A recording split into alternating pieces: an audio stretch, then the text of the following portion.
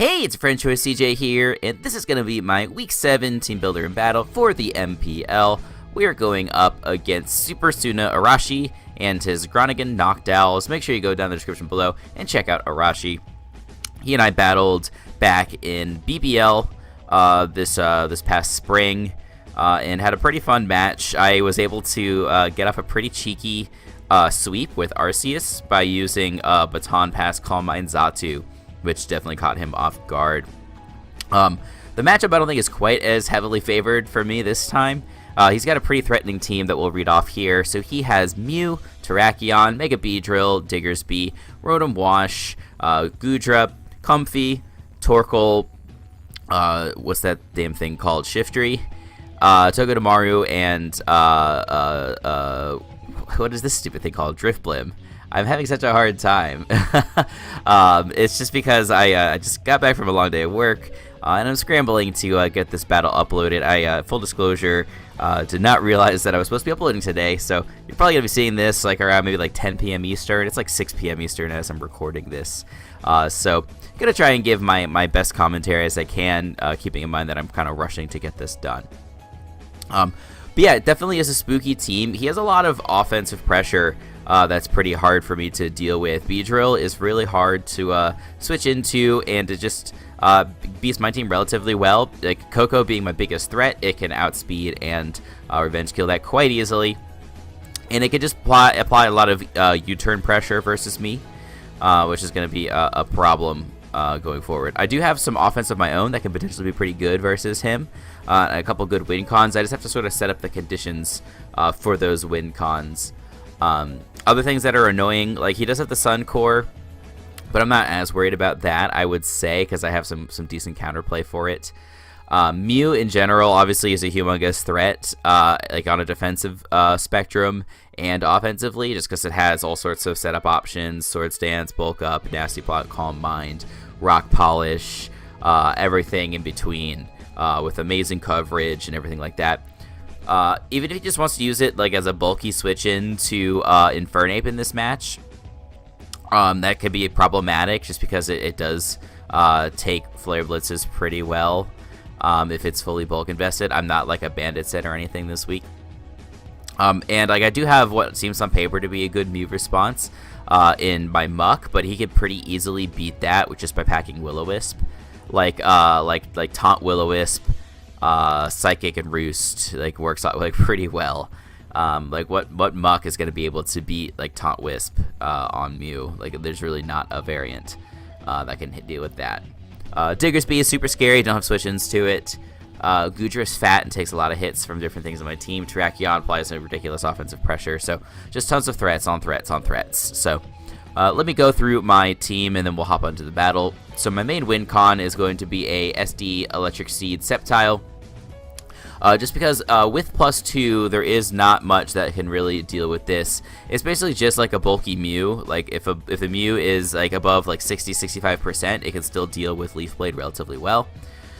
But I think I can come in and with this bulk investment plus the defense boost from Electric Seed, I can probably sweep with that. I also probably need a little bit of damage on Goodra, like 20% damage on Goodra, in order to take it out with Acrobatics. So those are the two main things I think I need. But otherwise, like Sceptile at +2 just really wins on its own. And it outspeeds everything. Like it's basically just like Quick Attack on Diggersby that has like good priority. He does have like Quick Attack on Terrakion as well. But like basically, if I can get this thing, I don't need any HP to win. I just need enough bulk and enough HP to get off one Sword Stance, and then I should be in good position to win. So that's the main win con this week. Just enough outspeed on here to outspeed max speed Rotom. Without the Electric Seed boost, just for some reason that we need that. And by default, it allows us to outspeed Shiftry. It allows us to outspeed Diggersby as well. So next, we do have a Choice Scarf Tapu Koko. Obviously, I need this to set the electric terrain for the Sceptile. But I also like it as a Choice Scarfer. So Choice Scarf with a modest nature does outspeed Shiftry in the Sun. It does outspeed Scarf Terrakion. It outspeeds +2 Diggersby, Adamant Diggersby. I could have gone Jolly, I could have gone Timid to outspeed like a Jolly Diggersby, but I didn't think he would bring that if he wanted to bring an agility set.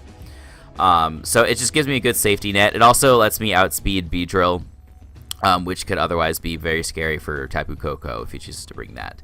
Dazzling Gleam is there for Goodra, HP Ground there for Togedemaru. Those are his 2 best responses to Tapu Koko, like defensive responses, so he can hit them hopefully relatively well. But mostly I'm just going to be using this to set up terrain and abuse U-turn to try and get some momentum. So yeah, that's this thought process there. Then we have a Life Orb, a Selgor. Very offensive this week. Max speed, max special attack, just to speed tie with Beedrill. Not that we are going to try and speed tie with it if we can help. I actually have a pretty good strategy in mind for Beedrill. But yeah, I like this thing to set off offensive pressure, force switches, and hopefully get up spikes. So like I was just explaining, if I could just get a little bit of chip damage onto Goodra and onto Mew, I should be in pretty good shape to sweep, at least with Sceptile. That's also going to be true for my next Pokemon, Infernape, in just a moment. Yeah, I want to try and set up spikes. But yeah, just like this coverage in general is pretty good. Focus Blast really punishes like something like Togedemaru as a switch in if he wants to use that to check my Selgor. And any damage I can get on the Togedemaru is good for potentially setting up Koko in the late game. Sludge Bomb does good damage to Comfy. Focus Blast hits Terrakion pretty hard. Bug Buzz hits pretty much everything else except for like Beedrill. So yeah, just an offensive pressuring set, and then hopefully we can force some switches and get up a spike at some point. This, I think, is my favorite set of the week. It's a very simple Swords Dance Infernape. We're going with Flame Plate, and so the reason I want Flame Plate is because, like I said, his most natural response to Infernape is going to be the Mew. And so if we get up to +2 with an Adamant Flare Blitz with a Flame Plate, we do like 80% min to a Fizdef Mew, fully Fizdef Mew. So basically, if it switches in on Rocks and a Spike, it should die to Flare Blitz if we get up to +2. And I think we should be able to get some opportunities to set up a Swords Dance in this match, just because like this thing really pressures his team. It forces a lot of switches on a lot of his team. He basically needs Fizdef Mew or potentially like a Fizdef Torkoal in order to check this. Like nothing else checks it, period. So he's gonna have to like switch out into one of those Mons in order to deal with Infernape, and we can get up with SD pretty easily. We have Adamant Nature on here with enough speed to outspeed, I think, just a max speed Adamant Mew. I think that's what I'm doing. Or no, maybe it's just a little bit for Rotom. I don't know. But I didn't think I would have to go max speed in order to take out Mew, just because I didn't think he would go like max speed Timid or anything like that.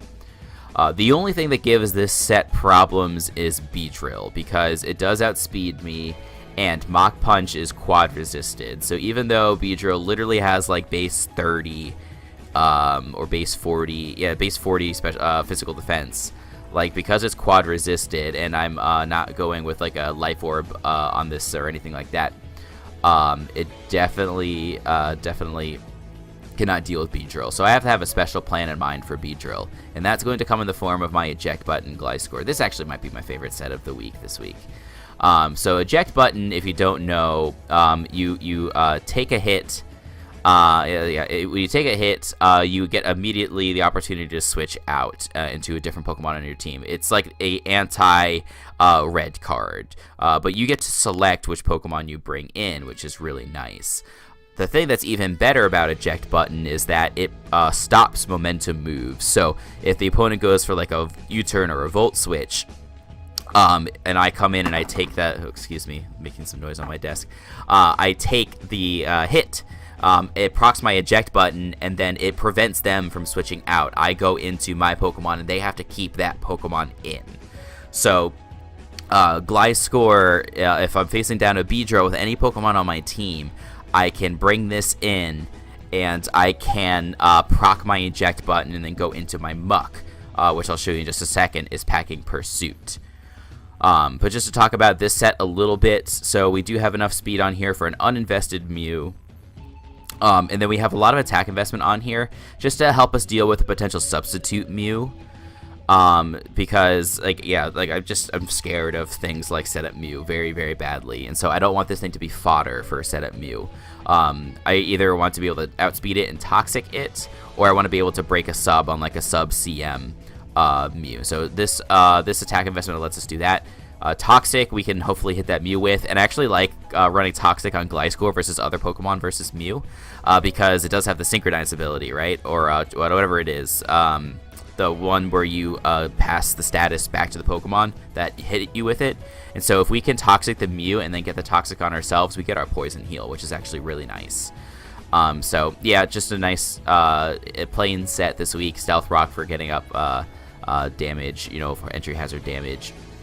And then, like I said, I have a Pursuit Muck this week. Very physically defensive, so that way I can not take much damage from Beedrill if he chooses to go for like a drill run or something like that. But hopefully we can get this thing in early game and be at full HP. He's not going to know that I'm fully Fizz Def. But even if he just assumes I'm max HP, he's not able to do a lot of damage with a drill run, like 75% max or so. So he should not want to stay in with his Beedrill and take a really big hit from me. He should instead choose to U-turn. So if he U-turns, my Pursuit does 75% min to him, which means that he is both in range of rocks and also in range of a +2 Mach Punch from my Infernape. So that pretty much is the way to get the path to victory for my Infernape. If I can get the Beedrill weakened, all I need to do is set up an SD and I win. Because he doesn't deal with my combination of stabs, and then anything that could potentially outspeed, like a Scarf Diggersby or a Scarf Terrakion, dies to +2 Mach. And even the Beedrill at that range dies to a +2 Mach. Otherwise, like Muck, you know, as being the dark type is my best response to Mew. So I liked having it this week. You know, for that reason as well. So that's the logic behind the team. Infernape, I think, is the #1 win con, but Sceptile is also a very good win con. If I can just use Infernape to break through his team, like for weakening Muck, or not Muck, weakening Mew, for example, that's pretty much all I need in order for Sceptile to win. But hopefully I can just use this to win on its own, because that's looking really, really nice. So let's now flash on over to the battle, where, as you can see, Arashi has brought his Mega Beedrill, Terrakion, Diggersby, Goodra, Torkoal, and Togedemaru. So the fact that there's no Mew here is crazy. Like, Mew is just such a good Pokemon in every matchup. So I'm super relieved not to see it, and definitely surprised at the same time. Like, maybe he was, like, afraid of Muck or something. And I do have the Acelgor as well to, like, outspeed and apply offensive pressure versus it. But, like, Acelgor's not that strong. So I don't know. I still would have expected it. But yeah, I'm grateful that it's not here. Otherwise, definitely expected the Beedrill. Terrakion applies a lot of pressure. I don't think it's amazing versus me, just because I do have like one of the best physical walls in the game, being Gliscor, and then I have Infernape to apply offensive pressure, Koko to outspeed, potentially Sceptile and Raichu to outspeed, and hit it with super effective stab moves. But it's a threat all the same. Diggersby, I don't have switches to. Nobody has switches to Diggersby. Like, anybody who tries to tell you they have a switch to Diggersby is wrong. Like, Skarmory, Celesteela, don't switch in. Like, just period. Goodra, it's fat and annoying. It's kind of just how it goes. Switches into Koko and Acelgor pretty well. Torkoal must be his response to Infernape. He doesn't have anything else on his team. And then Togedemaru, again, that's a smart bring for Tapu Koko. So I'm going to lead with Acelgor, just because it leads pretty well versus everything on the team. If you just want to lead with like Beedrill, I have my automatic play into Gliscor. But I have Focus Blast to hit like Terrakion and Togedemaru if you choose to lead with that. Diggersby, we outspeed a Scarf Diggersby, so we can throw off a Focus Blast versus that, actually, and knock it out. Goodra, like, I don't think he'll lead with Goodra necessarily, or Torkoal we might lead with. That would not be as good if he leads with Torkoal, but like otherwise I feel pretty good versus everything else on the team. So that's what I'm going to lead, and we're going to wish good luck, have fun, and hit play, and get on into this battle. So yeah, like I said, if he does lead the Beedrill, I have a good game plan. Otherwise, I think I can apply good offensive pressure versus everything else on the squad. Except maybe Goodra. Goodra's like the only thing that's maybe a little bit annoying. So I do lead my Acelgor, and he is just going to lead on with the Beedrill. So great start. Like, I'm not going to try and stay in here. Like, he pretty much has no reason not to just click U-turn. And so that means I get a opportunity to go into my Gliscor and catch this U-turn, and it'll proc my eject button, and my master plan will start to unfold. So he does get off that Mega Evolution. Pokey, here's the Mega Beedrill, and here comes the U-turn. And so, based on the damage that's going to do to my Gliscor, like, I'm not a very bulky Gliscor this week. I just have, like, 4 EVs with an Impish Nature. Like, it still does a pretty decent chunk of damage, but it does more or less suggest that it is a Jolly Beedrill, not an Adamant Beedrill. So that's good to know. But I'm going to go into my Muck and just go for the pursuit. He should just U-turn. If he doesn't, then I'm going to be able to still do a relatively good chunk of damage. But he does, luckily for me, go for that U-turn. I'm able to go for the pursuit, and I do almost 80% damage to him. So this is perfect. This is exactly what I needed in order for Infernape to do work. He does now go into the Diggersby, and he throws off a Facade. So I just hack my Muck here because I don't have another switch into Diggersby anyway. And basically, Muck's done what it needs to do. It got damage on the Beedrill. He did not bring the Mew, so I think we're in good shape. But because he goes for Facade and not something like Return, this confirms that he is banded. And so that's really good information for me because it makes me feel very safe going on into my Infernape and clicking SD because there's almost no way that he's going to stay in with his Diggersby because he knows that I'm going to outspeed and I can potentially threaten a close combat. So he does take an opportunity to switch on out into his Torkoal, and I go for the SD. And so this thing does survive a CC from me, but he does not kill me with Earth Power if he's not invested. And so rather than going for like a 2-hit KO on this thing, I actually go for a second SD because second SD lets me easily take this thing out with close combat. And as well as guaranteed killing everything else on the team. Like, there's no variant of Beedrill that can live with +4 Mach, or Terrakion, or Diggersby, or whatever. He does throw off a Toxic versus me, which is pretty annoying, but I just need 6 turns to click buttons, basically. So, Torkoal was turn 1, so now I've taken 12% HP, then I take 18, 24, 30... And then I think finally on the last turn after that, where I take 36% HP, is when I will finally get knocked out. And so at that point, I will have knocked out 5 of his 6 Pokemon, and I have 4 Pokemon left on my side. So there's almost no situation, I think, where that Toxic ends up being a huge deal. And he doesn't seem to have a counterplay for it. He went into Beedrill and hoped that I didn't have Mach Punch, but I did have Mach Punch. I'm able to take that out, and so I'm thinking I'm in great shape, but then he brings in this Togedemaru and goes for a Spiky Shield.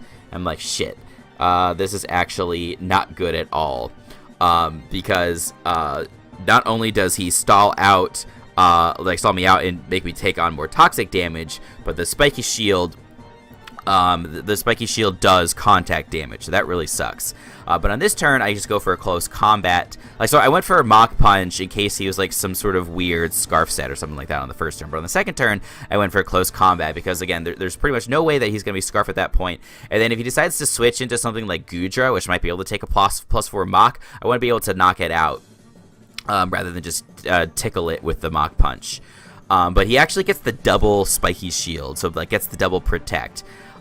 So that's really unfortunate because it basically puts us like where I was thinking a minute ago we would literally be a 4v1 after Infernape goes down. Now we're looking just at a 4v4, which is not nearly as good of a situation. So did I blow my load a little bit early with Infernape? Perhaps, but I still have Sceptile in the back as a pretty good win con, so I'm not that stressed about it yet. So I go into my Gliscor on the Togedemaru, set up rocks as he goes into Diggersby. I'm able to live a Banded Facade and hit it up with a pretty big EQ. I guess he doesn't have Return, which is actually pretty good for me because it did allow me to get that chip damage. Otherwise, I'd be relying on this Aselgor to get chip damage, which is a little bit scarier. He does have a good switch into this thing, being the Goodra. And so I do throw off the Bug Buzz. It does okay damage, maybe 30% at most. It's hard to gauge after the rocks damage and everything. But I am going to go into my Tapu Koko now, and then I just set up my Electric Terrain for my Sceptile. I could have just sacked the Aselgor, I guess, and then gone into the Tapu Koko. I was deciding on both, he goes for the Sludge Wave and does catch my Tapu Koko off guard, which really stinks, but at least I don't get one shot. Like, this happened to me a few weeks ago with Tapu Koko versus Irish Emerald's Komo-o. So it sucks that I almost basically did the same play, like switching in Koko on a pretty powerful move and like a super effective coverage move, basically sacking it off. In this case, all I wanted was the Electric Terrain because I can get my Sceptile in. It works out though because I did live and I'm able to get just a little bit of chip damage off on this Goodra. It means that my Sceptile does not need to go for an SD in order to kill this thing. I can just go for a very safe Earthquake. I liked Earthquake there better than Acrobatics just because there's nothing on his team at this point that can really take the EQ.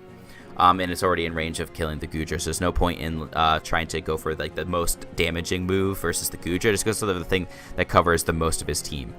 So we do take that out, and I'm thinking there's like not a very good way for him to get back into this game. He's got Terrakion, which takes super effective damage from Leaf Blade. This Diggersby is at a range of HP where it very easily dies to Leaf Blade, and he's got Togedemaru, which dies to EQ. And so he does go into the Diggersby here and goes for the Banded Quick Attack. Pretty good damage versus my Sceptile, but not enough to even bring me below half. Then he goes into the Togedemaru. I don't quite understand this play here. Like he goes for Spiky Shield, and like this does get him back up to 100% HP since he did take that round of rocks switching in. But this is like Sceptile has Unburden. It's not like Raichu where it has Surge Surfer, and all you need to do is ride out the electric terrain, and then the speed returns to normal. Like Sceptile's speed remains boosted even after that. So I'm gonna pop off this EQ here, and then he'll go into his Terrakion, and I'll be able to hit it with a Leaf Blade.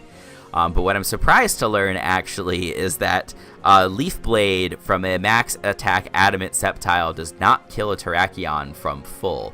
Unfortunately, Sceptile is just not that powerful without the Swords Dance boost. And it's tough to say, like, maybe I could have SD'd on the Diggersby. But, like, if I SD'd and then he went for Return or Facade, I definitely would have died. I just, because he went for Quick Attack, that's the only way that I would have had the opportunity to set up the SD, but I had no way of knowing that he would do that. So I get this thing very low, below 10% HP, and he goes for a Close Combat. And so, basically there's two ways that it works out. Either he was not a Choice Scarf set, and then my Selgor can kill the Terrakion, or he is a Choice Scarf set, and then my Selgor resists the close combat, takes it, and can fire off this Life Orb Bug Buzz for the kill. Versus the Sceptile, if he had gone for Stone Edge instead of close combat, Stone Edge would not have killed. And of course, it also had that chance to miss. So his only play in that situation, I guess, was to get the kill on the Sceptile was to go for the close combat. But yeah, like I said, it puts me in a position where the Selgor will survive that hit. So basically, once the Togedemaru came in, it was looking like GG for me at that point. If he had done the reverse, like I guess what I'm trying to say, I don't think doing Togedemaru before Terrakion was the correct play. I think he should have gone into Terrakion first and then Togedemaru. But even if he had done that, like I would have hit the Terrakion with the Leaf Blade, done a ton of damage to it. He had close combat. Well, I guess what he could have done was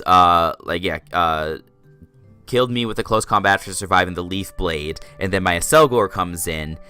He sacks off Togedemaru to like Focus Blast, and then he go back into his Scarf Terrakion and then kill with a Stone Edge. So there was a path to victory there for him if he had gone Terrakion first before the Togedemaru. But because he didn't do that, I don't think there was a way that he could come back at that point. Like, even if he was... I don't think there's a set of Terrakion that could have beaten me in that late game. There's no way it could beat both Sceptile and a Selgor in that situation. So, pretty lucky that we were able to catch the dub in that way. But it was still a very close dub, 1-0. We got a little bit unlucky with that double protect on the Togedemaru. And like the Spiky Shield in general, like... I guess it's a kind of cool tech, actually, because he's going to know that Tapu Koko is going to want a U-turn versus a Togedemaru, and so the Spiky Shield is a very good way of punishing that. But, like, I don't think that that's a set that I would have expected. So the fact that he did have that and was able to prevent Infernape from running through his team, I think you could say is, like, a little bit unlucky. So it's a twofold thing. Like, the fact that he got the double Spiky Shield and also the fact that he brought it at all, I think we're both kind of unlucky. So even with that, though, we're able to squeak out with a 1-0 victory, which is pretty awesome. Brings us up to a 3-4 record for the season. Doesn't really put us in great standing. We're still not in the playoff picture as far as I can tell. But we have a shot if we can win out these next 2 weeks. And so in Week 8, we do go up against the Flying Bird, who is one of the best teams in MPL this season. It's definitely going to be a very hard matchup. And then in Week 9, we're going up against Automatic and his I forget his team name because it's a Norwegian name that I can't pronounce very well, but his mascot is the Nuzleafs. I do know that. He is in first place in our division. So basically, we have no chance of making playoffs if we don't win out.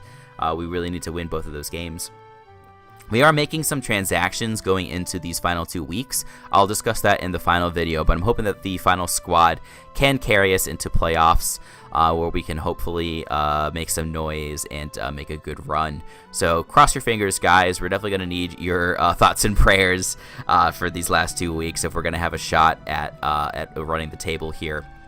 If you are enjoying the MPL content and you're looking forward to the next one, make sure you drop a like and leave a sub so that we can catch my next MPL battle and you can stay up to date on all the other latest and greatest gaming and Pokemon content on my channel.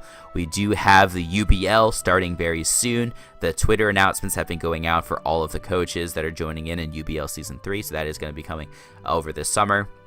So I hope you're looking forward to that. And again, if you want to be up to date on all those battles, make sure you like and sub. So thank you guys for watching. And until the next time, I will see you all later.